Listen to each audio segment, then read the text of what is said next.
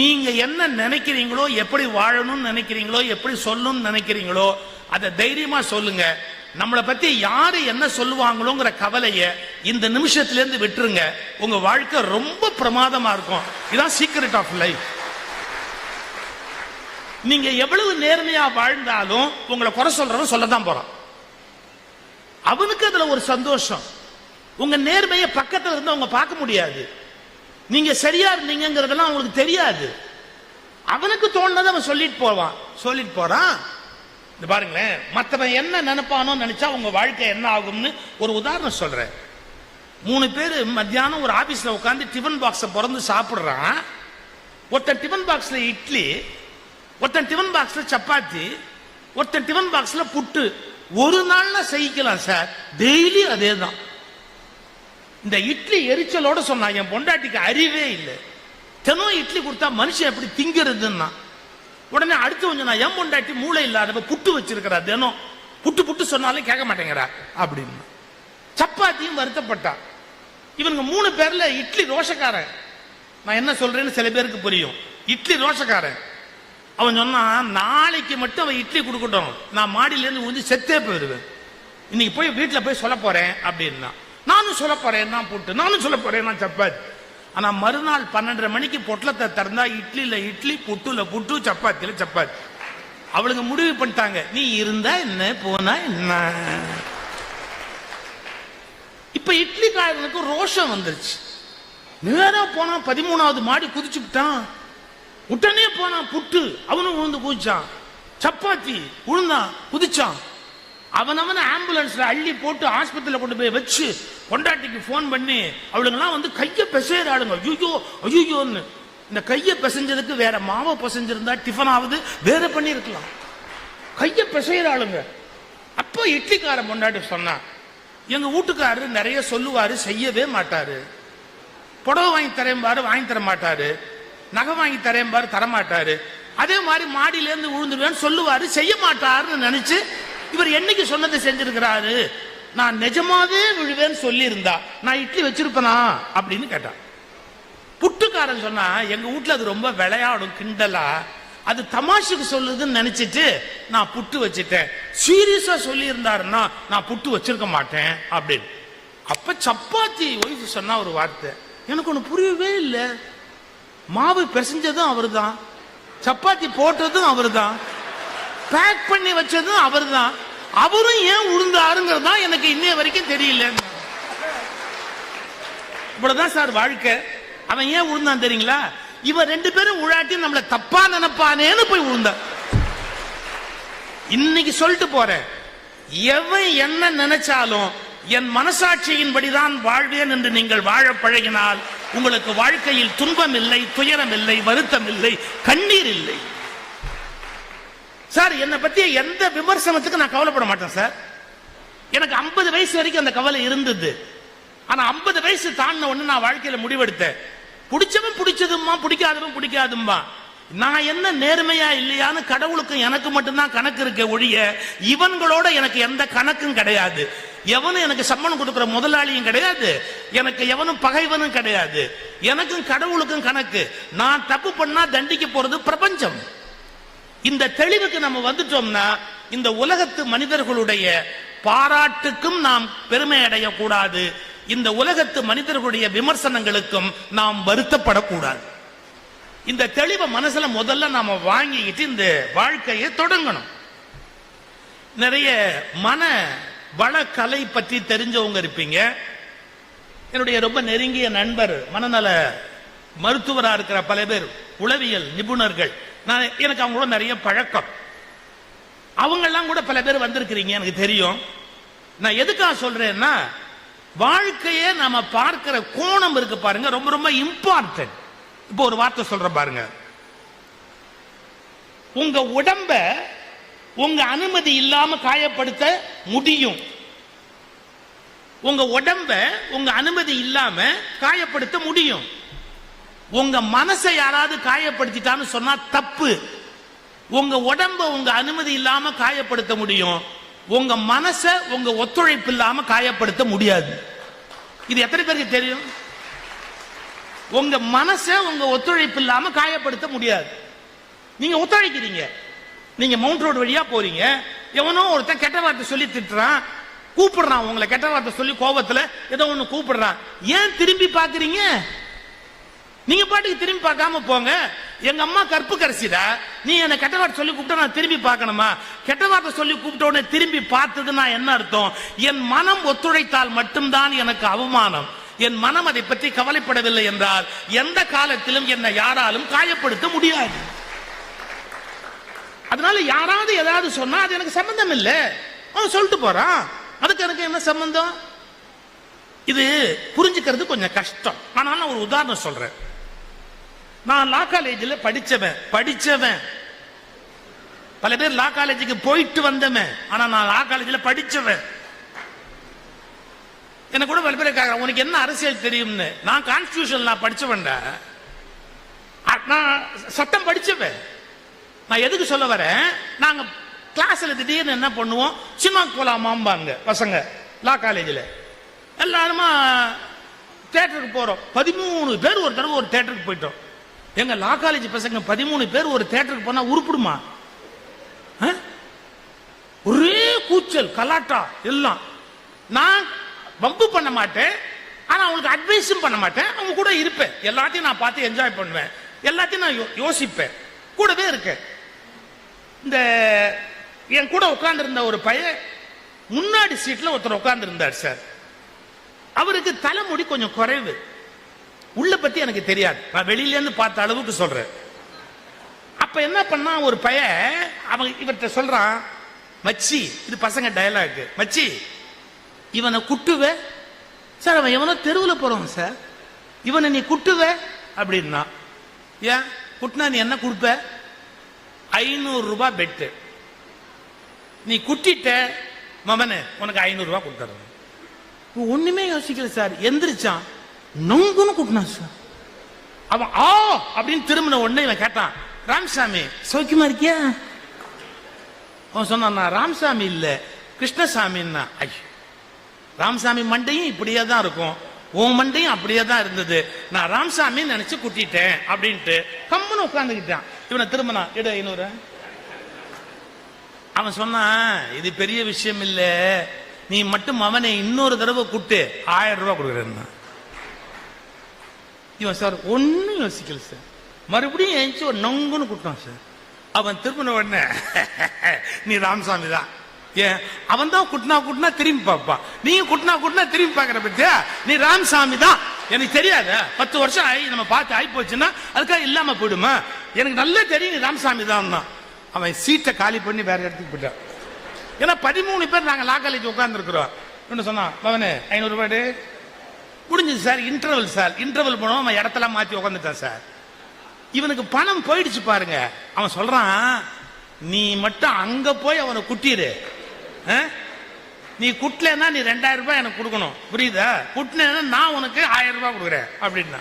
இவன் கவலையே பண்ணு, நேரம் அங்க போனான், பின்னாடி உட்கார்ந்தான், அவனை நங்குன்னு குட்டினான்.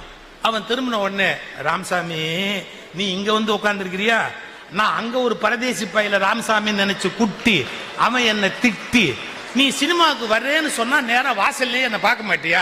நீ பாட்டுக்கு இங்க வந்து உட்கார்ந்துகிட்ட, நான் அங்க எவனோ ஒருத்தனை நினைச்சு குட்டிட்டு நான் பட்ட பாடு என்னன்னு எனக்கு தான் தெரியும்னா. அவன் தியேட்டரை விட்டு எழுச்சி ஓடிவிட்டான் சார். இது நியாயமா இல்லையான்னு கேட்காதீங்க, நான் என்ன சொல்ல வரேன்னு கவனிங்க. ஒருத்தர் உடம்ப அவன் அனுமதி இல்லாம நீங்க காயப்படுத்தலாம். பஸ்ல போறோம், பொட்டியை தூக்குறோம், அவன் முட்டியில தட்டிருச்சு, நீங்க அவன்கிட்ட பர்மிஷனா கேட்டீங்க? ட்ரெயினுக்கு கீழே காலும் கீழே பைய வைக்கணும், நம்ம காலில் இடிக்கிற போது இன்னொருத்தன் இப்படி உள்ள தள்ளி விடுறான், அப்ப நம்மளை கேட்டுட்டா இடிச்சான். இப்ப சொல்லிட்டு போறேன், உங்க உடம்ப உங்க அனுமதி இல்லாம காயப்படுத்த முடியும். ஆனா டேய் முட்டாள் அப்படின்னு ஒருத்தன் கூப்பிட்டா நீங்க ஏன் திரும்பி பாக்குறீங்க? நீங்களும் முட்டாளா இருப்போமோன்னு சந்தேகம் இருந்தாதான் திரும்பி பார்ப்பீங்க.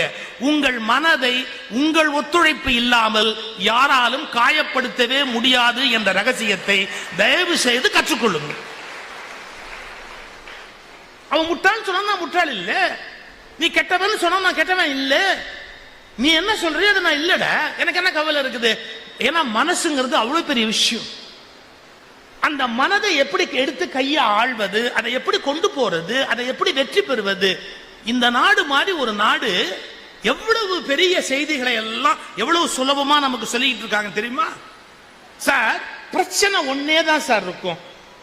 ஆனா பிரச்சனையை அவங்கவுங்க எடுத்துக்கிறது மூலமா வெவ்வேறு துன்பங்களையோ இன்பங்களையோ அனுபவிப்பாங்க சார்.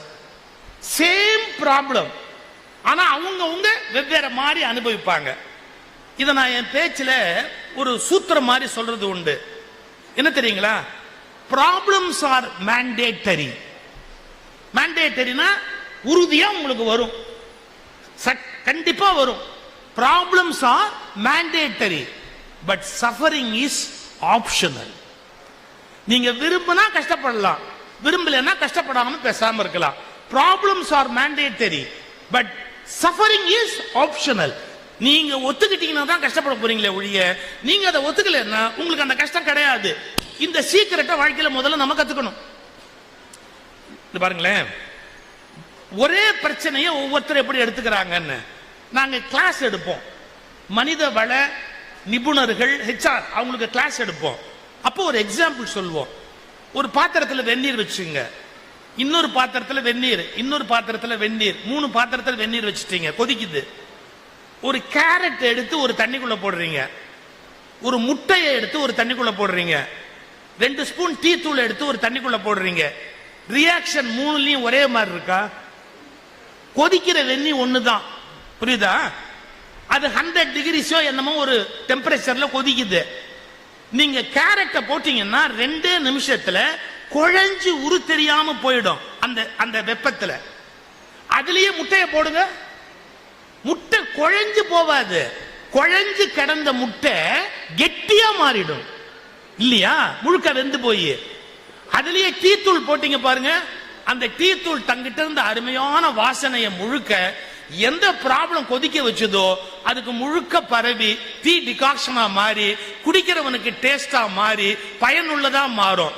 வெந்நீர் ஒன்றுதான், ஆனால் கேரட் கூழையாகி விட்டது, முட்டை பலமாகி கெட்டியாகி விட்டது. டீயோ தன்னில் இருக்கிற நன்மையை அந்த தண்ணீருக்கு கொடுத்து அதையும் தரம் உயர்த்தி இந்த உலகத்தில் வாழக்கூடிய ஒன்றாக மாற்றிவிட்டது. சேம் ப்ராப்ளம், ஆனா அட்ரஸ் பண்ற முறையில மாறுறதால வெவ்வேறு விதமாக அது மாறிவிடுகிறது. இந்த ரகசியத்தை வாழ்க்கையில நாம கத்துக்கணும். நமக்கு எந்த விதமான கஷ்டம் வந்தாலும் கூட நாம் நம்முடைய இயல்புகளை இழக்கக்கூடாது. இப்ப முதல் விஷயம், துன்பங்கள்ல இருந்து விடுதலை அப்படின்னா என்ன மாதிரி துன்பத்திலிருந்து விடுதலை அடைய முடியும்? போதி தர்மர் அப்படின்னு ஒரு ஞானி இருந்தார். இந்த போதி தர்மர் இந்தியாவிலிருந்து சீனாவுக்கு போனார். அந்த சீனாவில் போய் புத்தருடைய பரம்பரையில 8வது வகையில வந்தவர் போதி தர்மர். அவர் தான் இந்தியாவிலிருந்து புத்த மதத்தை சீனாவுக்கு கொண்டு போறார். அவர் சீனால போய் அந்த மக்களுக்கு பிரீச் பண்றதுக்கு போது ஒரு பொம்மையை உருவாக்கினார்.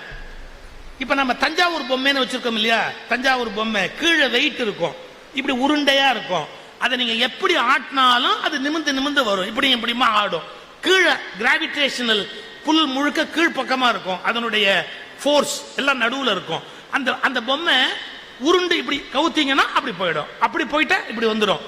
ஆக்சுவலா அந்த பொம்மைக்கு நம்ம வெவ்வேறு பேர் வச்சிருக்கோம். தஞ்சாவூர் பொம்மை, செட்டியார் பொம்மை என்னெல்லாமோ பேர் வச்சிருக்கிறோம். அதனுடைய ஒரிஜினல் பேர் என்ன தெரியுங்களா? தர்மாஸ் டால், தர்மர் பொம்மை அப்படின்னே பேரு. அதை கண்டுபிடிச்சவர் போதி தர்மர். ஏன்னா களிமண்ல பொம்மை செய்யறதுல சீனர்கள் தான் ரொம்ப கெட்டிக்காரங்க. அங்க போய் உட்காந்து இப்படி ஒரு பொம்மையை பண்ணாரு, இதை வச்சுக்குவாரு. யாராவது வந்து அவன் கஷ்டத்தெல்லாம் சொல்லுவான், இப்படி நான் கஷ்டப்படுறேன், எங்க பொண்டாட்டி கஷ்டப்படுத்துறா, எங்க மாமனார் கஷ்டப்படுத்துறாரு, ஏதோ ஒன்று சொல்லுவான். எல்லாருக்கும் என்ன நினைப்பு தெரியுமா? கோச்சுக்காதீங்க, நம்மள எவனோ கஷ்டப்படுத்துறான்னு சொல்றோமோ ஒழிய நாம எத்தனை பேர் பிராணனை வாங்குறோங்கிறத பத்தி என்னைக்காவது யோசிக்கிறோமா? எல்லாம் அடுத்தவன் பிராணனை வாங்குறான்னு சொல்றோம், நாம எத்தனை பேர் பிராணனை வாங்குறோம்னு நமக்கு தான் கணக்கு தெரியுமா? அவன் புலம்புறான். அது மாதிரி அவர் தர்மர்கிட்ட வந்து ஒருத்தர் சொன்னான், எனக்கு அது கஷ்டம், இது கஷ்டம், இது கஷ்டம். இவர் என்ன பண்ணார், அந்த பொம்மையை பாருங்களேன் இப்படி உருட்டி விட்டா டமக்குன்னு அப்படி போகுது, அப்படி உருட்டி விட்டா இப்படி டமக்குன்னு போகுது, விளையாடிக்கிட்டே இருந்தார். அவன் கடுப்பாயிட்டான். யோ நீ எல்லாம் ஒரு சாமியாரையா, என்னமோ பெரிய மனுஷனா இருக்கிறேன்னு என் ப்ராப்ளத்தை சொன்னா பொம்மையை உருட்டி உருட்டி விளையாடிட்டு இருக்கிற சாமியாரே நீ புத்தி சொல்லியா? போதி தர்மர் சொன்னார், மகனே நான் உனக்கு பதில் சொல்லி கொண்டிருக்கிறேன், உனக்கு விளங்கவில்லை. என்ன சொல்றீங்க? இந்த பொம்மையை பத்தியா?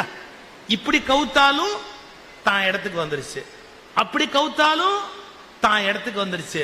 இது மாதிரிதான் உலகத்துல எல்லாருமே உன்னை கவுத்துக்கிட்டே இருப்பான். சில பேர் புகழ்ந்து கவுப்பான், சில பேர் இகழ்ந்து கவுப்பான். எவன் எப்படி கவுத்தாலும் நாம நம்ம சமநிலைக்கு வர்றத கத்துக்கிட்டா எவனாலையும் எதுவும் பண்ண முடியாது. இதாண்டா வாழ்க்கை. இப்ப சில பேர் ரொம்ப புகழுவாங்க, நல்லது இல்ல. எனக்கு தெரியும், என்ன எவ்வளவோ புகழ்ந்தவங்க என்ன எவ்வளவோ பச்சை பச்சையா ஏசுறாங்க, நல்லா தெரியும் எனக்கு. ஏன் நான் புகழ்ந்த போது நம்பல, இப்ப இகழ்ந்த போது நான் நம்பல. உன் புகழ்ச்சியும் என்னதில்ல, உன் இகழ்ச்சியும் என்னதில்ல. அது உன்னோட மேகம், அது உன்னோட வானம், அது உன்னோட அபிப்பிராயம். அது என்னோட வானம் இல்ல, என்னோட நட்சத்திரம் இல்ல. நான் அதை பத்தி கவலைப்பட வேண்டிய அவசியம் இல்லை. இப்போ எவ்வளவு பேசினாலும் நான் நானாவே இருக்க விரும்புறேன், நடுவுல வந்துடுறேன். அப்ப எனக்கு எந்த விதமான கவலையும் இல்லை. இதை யார்கிட்ட கத்துக்கணும்? போதி தர்மர் சொன்னார், யார் உன்னை எப்படி கவுத்தாலும் உன் பேலன்ஸை நீ லூஸ் பண்ணாது. பேசக்கூடாத வார்த்தை பேசுவாங்க. இப்போ வீட்டுல மருமகள்னு வந்துட்டதுக்கு அப்புறம் கொஞ்சம் முன்ன பின்ன இருக்கும் வாழ்க்கை, கரெக்டா புரிஞ்சுக்கணும். இந்த சேலத்துல ஒரு முறை நான் அம்மாப்பேட்டைன்ற இடத்துல தங்கி மார்கழி மாசம் முழுக்க ஏதாவது ஒரு 4 நாள் 5 நாள் மார்கழியில நான் பேசுவேன். தினம் ஒரு வீட்டுல சாப்பிட கூப்பிடுவாங்க. காலையில் ஒரு வீட்டுல சாப்பாடு, மத்தியானம் ஒரு வீட்டுல சாப்பாடு. ஒரு வீட்டுல தங்க வச்சிருந்தாங்க. 85 வயசு பெரியவர் அந்த வீட்டுல இருக்கார். அவர் ஆரம்பிச்ச துணி கடை அவர் தான் அந்த தொடங்கினாரு. அதே மகன் பேரை இப்ப பாக்குறான். அந்த மாதிரி வளர்ந்துட்டாங்க அவங்க. இந்த 85 வயசு பெரியவர் உட்கார்ந்து இருக்காரு. 80 வயசு அவருடைய மனைவி இருக்காங்க. மருமக, அவருடைய மருமக வந்து சாப்பாடு பரிமாறுறாங்க மாமனாருக்கு. சாப்பாடு பரிமாறும் போது அந்த 85 வயசு பெரியவர் மருமகளை கேட்கிறாரு, ஏம்மா பாகுபலி படம் வந்திருக்குது, உன் புருஷன் உன்னை கூட்டிட்டு போனானான்னு கேட்டாரு. தான் மகனை கேட்கிறாரு, பாகுபலி படம் வந்திருக்குது, உன் புருஷன் உன்னை கூட்டிட்டு போனானா? அந்த அம்மா சொல்லிச்சு, எங்க மாமா கடை கடை கடைன்னு அலையிறாரு அவர், எப்ப பார்த்தாலும் ராத்திரி பகலும். பாகுபலி போகணும்னா போகிறதுக்கு கடையை சாத்திட்டு போக முடியாதுங்கிறாரு, விட்டுட்டு போகவும் முடியாதுங்கிறாரு, கடை கடைனே கிடக்கிறாரு, வரமாட்டேங்கிறாரு. இவர் சொல்றாரு, அறிவு கெட்டவன், என்ன பெரிய கடை, நான் பார்க்காத கடையா? நீங்க சொல்லுமா, பாகுபலி டிக்கெட் புக் பண்ணிட்டு ஈவினிங் ஷோ போகணும்னு சொல்லுமா. அவன் கிடக்கிறான் அறிவு கெட்டவன் அப்படிங்கிறார் மருமக கிட்ட. இதை சொல்லிட்டு மருமக பரிமாறிட்டு அந்தாண்ட போன உடனே இவர் பக்கத்தில் உட்கார்ந்து இருந்த 80 வயசு பாட்டி இவரை கேட்குது, உனக்கு என்ன புத்தி கித்தி கெட்டு போச்சா? அவளே ஒரு ஆடாங்கண்ணி, அவளை பாகுபலி படத்துக்கு உன் புள்ள கூட்டிட்டு போல, நீயே சிபாரிசு பண்றியா? ஏன் இந்த வேலையெல்லாம்? அவர் ஒரு பதில் சொன்னார் பாருங்க, போடியே அறிவு கட்டவில்லை. இன்னைக்கு சாயங்காலம் அவங்க போறதுக்கு டிக்கெட் புக் பண்ணிட்டாங்க. எனக்கு தெரியும், நாமளாவே போயிட்டு வான்னு சொன்னா ராத்திரி வரும்போது 4 இட்லி வாங்கிட்டு வருவாங்க. நீ ஏன் போறேன்னு கேட்டா ராத்திரி பட்னி போட்டுருவாங்க. நாமளே மருமகளை பார்த்து ஏன் சினிமாவுக்கு போலேன்னு கேட்டுட்டா, ஐயோ பாவன் அந்த கிழவன் கேட்டானே, நமக்கு வரும்போது மசால் தோசை கூட வாங்கிட்டு வருவாங்க. உனக்கு கொஞ்சமாவது அறிவு இருக்கா? உன்னை யாரு பாகுபலிக்கு போ சொன்னான்னு கேட்டா நீ தான் பலியாகணும். சின்னஞ்சிரிச்சுங்க போயிட்டு போதுங்கன்னு விட்டா நமக்கு கிடைக்கும். இது கூட தெரியாம நீ பேசுறியே அப்படின்னாரு. எவ்வளவு பெரிய ஆச்சரியம் சார். நான் சொல்றேன், தப்பா நினைக்காதீங்க. வயசானவங்களுக்கு காது கேட்காதும்பாங்க, அவங்க சம்பந்தப்பட்ட விஷயம் மட்டும் கேட்கும், மற்ற விஷயம்லாம் கேட்காது. ஆனா அவங்க சம்பந்தப்பட்ட விஷயம் மட்டும் நீங்க பாருங்க, பளிச்சுன்னு கேட்கும். நான் அந்த பெரியவரை பார்த்துக்கிட்டே உட்கார்ந்துருக்கேன், என்ன மனுஷன் எப்படி ப்ராப்ளத்தை டேக்கிள் பண்றாரு அப்படி. சார், இந்த உலகம் கொஞ்சம் முன்ன பின்னதான் இருக்கும். அதுல நெளிவு சுழிவோட பூந்து புறப்பட்டு வெளியே வரணும். நம்முடைய உறவுகளை மதிக்கணும். அதைத்தான் உங்க மனசுல இன்னைக்கு ஏற்படுத்துறதுக்காக 2 பேரும் ஒரு 3/4 மணி நேரம் 1.5 மணி நேரம் 2 மணி நேரம் முயற்சி எடுத்து இன்னைக்கு அந்த காரியத்தை பண்ணிருக்கிறாங்க. சரி சார், நம்ம இந்த உலகத்துல வாழ்ந்தது போனது வந்தது, நான் அடிக்கடி சொல்றது என் பேச்சுல, நீங்க 8 கோடி ரூபாய் சம்பாதிச்சிட்டீங்க, அது உங்க சொத்தா? எனக்கு தெரிஞ்சு 1000 கோடி 2000 கோடி சம்பாதிச்சவெல்லாம் இருக்கிறான். இதெல்லாம் சொத்தா? இன்னைக்கு சொல்லட்டுமா எது சொத்துன்னு? நாம சாக போற சமயத்துல பக்கத்துல உட்கார்ந்து இன்னும் ஒரு நாளாவது இவன் உயிரோடு இருக்கணுமே நினைக்கிறதுக்கு ஒரு ஆளை சம்பாரிச்சு வச்சிருந்தோம்னா அதாங்க சொத்து. ஐயோ நீ போயிருவியே, நீ இன்னும் ஒரு அரை மணி நேரம் உயிரோடு இருக்க கூடாதா, இன்னும் ஒரு மணி நேரம் உயிர் இருக்க கூடாதான்னு நினைக்கிறதுக்கு இன்னொரு உயிர் நம்ம பக்கத்துல உட்கார்ந்து இருந்ததுன்னா அதுதாங்க நமக்கு உண்மையிலேயே சொத்து. நீ இன்னும் ஒரு அரை மணி நேரம் இருக்க மாட்டியா, நான் என்ன பண்ணுனா நீ இருப்ப சார். கழுத்துல தாலி கொடியில கூட தங்கம் இருக்காது சார், கையில மோதிரம் இருக்காது சார், ஒண்ணுமே இருக்காது சார். சேலம் முந்தானைய மாரியாத்தா கோயில்ல போய் இப்படி ஏந்திக்கிட்டு ஆத்தா என் புருஷனை எப்படியாவது காப்பாத்துன்னு ஏந்திராளு. அவளை விட 100 பவுன் போட்டுக்கிட்டு எந்த விதமான மரியாதையும் இல்லாமல் வாழுகிற பெண்ணை விட அவ கோடி மடங்கு புண்ணியம் செய்தவள், தவம் செய்தவள். ஆத்தா என் புருஷனை எப்படியாவது காப்பாத்து, நான் மடிப்பிச்சை ஏந்திரேங்கிறாளே. ஏன்? நீங்கள் சம்பாதிக்கிற கோடிகள் உங்கள் சொத்து அல்ல, நீங்கள் சம்பாதித்த அன்பு மட்டும்தான் உங்கள் சொத்து. இன்னும் சில கிறுக்கு இருக்கா சார், எப்படி தெரியுங்களா, நிறைய பணம் சேர்த்துட்டா நல்லா இருக்கலாம் அப்படின்னு. கிடையாது கிடையாது. இப்ப மறுபடியும் இன்னொன்னு சொல்லிட்டு போறேன், நீங்கள் சம்பாதித்த எல்லாம் உங்கள் சொத்து அல்ல, நீங்கள் அனுபவித்தவை மட்டும்தான் உங்கள் உண்மையான சொத்து. எத்தனை இட்லி சாப்பிட்டீங்க, எத்தனை கோயிலுக்கு போனீங்க, எத்தனை இடத்துல போய் டூரிசம் பார்த்து சந்தோஷப்பட்டீங்க. இன்னொன்னு சொல்ல முடியாது, எத்தனை முத்தம் வாங்குனீங்க, எத்தனை முத்தம் கொடுத்தீங்க, அதுதான் சொத்து. நல்லா புரிஞ்சுக்கோங்க. நம்மளை நேசிக்கிறதுக்கு ஒருத்தரும் நாம நேசிக்கிறதுக்கு ஒருத்தரும் நிஜமாவே அவங்க 2 பேரும் ஒருத்தரும் அப்படி இருந்துட்டா அதுக்கு நிகரான வாழ்க்கை இந்த உலகத்துல வேற எதுவுமே கிடையாது. அன்பு தானங்கள கடைசியில வாழ்க்கை. ஒரு பெரிய மனுஷன் செத்து போனாருங்க, அவர் டெட் பாடி வீட்டில் இருக்குதுங்க. அவர் சினிமால பாட்டெல்லாம் எழுதுவாருங்க. கண்ணதாசன் இல்ல, அதை விட்டுருங்க. வாலியும் இல்ல, விட்டுருங்க. அவங்களுக்கு முன்னாடி இருந்தவருங்க. அவர் வசனம் எழுதுவாரு, பத்திரிகைகள் எழுதுவாரு, சினிமாலையும் எழுதுவாருங்க, பெரியவருங்க. அவரு பாருங்க, அவர் டெட் பாடி கிடக்குது வீட்டுல. அவருடைய புள்ள மனைவி எல்லாம் அழுதுகிட்டு இருக்கிறாங்க. உடம்ப எடுத்துடலாமான்னு கேட்கறான் மூத்த பையன். எடுத்துடலாமான்னு அம்மாட்ட. இருடா, அடுத்த தெருவுல அவ இருக்கா. அவனா யாரு? இவரோட செகண்ட். பவானி கால்வாயில அது ஒரு கால்வாய். அவ இருக்கா. அவ இன்னும் இந்த பாக்கல வந்து கூட்டிட்டு வாங்கடா, போய் அவளை போய் கூட்டிட்டு வாங்க. பையன் சொல்றான் அம்மாட்ட, அம்மா அவளை பார்த்தாலே நீ திட்டுவ, அவளை கண்டாலே உனக்கு ஆவாது, அப்ப அங்கங்க போய் இருக்கிறாருன்னு திட்டிக்கிட்டு இருப்ப, இப்ப போய் அவளை கூட்டிட்டு வரேன். அதெல்லாம் முடிஞ்சு போச்சுடா, இப்பதான் எல்லா கதையும் முடிஞ்சு போச்ச, போய் அவளை கூட்டிட்டு வாங்க போ. அவளை கூட்டிட்டு வராங்க அந்த அம்மாவை. செகண்ட் அவ நிக்கிறா, அழுவுறா, நல்ல பெண்மணி. அந்த அம்மாவும் நல்ல நல்ல நல்ல பெண்ணு, ஒரு குறைங்க சொல்ல முடியாது. நிக்கிறா, அழுவுறா, அவரை பார்த்து அப்படியே தேம்பி தேம்பி அழுவுறா, துண்டை பிடிச்சு இந்த முந்தானை வச்சு அழுவுறா. இந்த பெரியம்மா சொல்லுது, மேல விழுந்து அழணும்னு ஆசையா இருந்தா விழுந்து அழுதுக்கோ. அவர் மேல விழுந்து அழணும்னு உனக்கு ஆசையா இருந்தா விழுந்து அழுதுக்கோ. ஏன் தெரியுமா? நான் விழுந்து அழுததாவை விட நீ விழுந்து அழுதாதான் அவர் மோட்சத்துக்கு போவார், இல்லாட்டி அந்த வேதனையோடயே போவார். என்ன புரியுதா? இனிமே சான்ஸ் கிடைக்காது, நல்லா விழுந்து அழுதுக்கோ அப்படின்னு. அந்த அம்மா உடஞ்சு போய் அவர் மேல விழுந்து அழுது எல்லாம் ஆர்ப்பாட்டம் எல்லாம் பண்ணாங்க. எல்லாம் ஆனதுக்கு அப்புறம் அழுதுட்டியா அப்படின்னாங்க. அழுது. இனிமே கூட்டிட்டு போங்கடா, தூக்கிட்டு போங்கடா அப்படி. எல்லாம் முடிஞ்சது, பாடி வெளியே போயிடுச்சு. போன உடனே அந்த 2வது அம்மா பெரிய அம்மாட்ட சொல்லிட்டு அவங்க வீட்டுக்கு போனோம். தயங்குறாங்க, எப்படி சொல்றதுன்னு தெரியல, இப்படி நிக்கிறாங்க. என்னடி ஏன் நிக்கிற அப்படின்னு. இல்ல அக்கா நான் வீட்டுக்கு போலான்னு. இனி என்னடி வீடு? இது வரைக்குமாவது இந்த ஆள் வருவான்னு ஒரு நம்பிக்கையோட அங்க உட்கார்ந்து இருந்தேன். இனிமே இந்த ஆள் வரவும் மாட்டான், அங்க போய் உட்கார்ந்து என்ன பண்ண போற? இனிமே இது தாண்டி உன் வீடு. அங்க போய் கொட்ட கொட்ட தனியா உட்கார்ந்து இருப்பியா? இனி இந்த ஆள் வரமாட்டான், புரியுதா? பசங்களை கூப்பிட்டாங்க. ஏய் ஒண்ணு தெரிஞ்சுக்கங்க, எத்தனையோ நாள் இவளை திட்டி இருக்கேன், இனிமே ஒரு பய நாக்கல பல்ல போட்டு அவளை பேசினீங்கன்னா கொண்டுருவேன். எனக்கு என்ன மரியாதை கொடுக்குறீங்களோ அந்த மரியாதை இவளுக்கு கொடுக்கணும். ஏன்னா உங்க அப்பாவுக்கு என்னை விட அவளைதான் பிடிக்கும், அதனால நீங்க அவளை கடைசி வரைக்கும் மதிக்கணும்.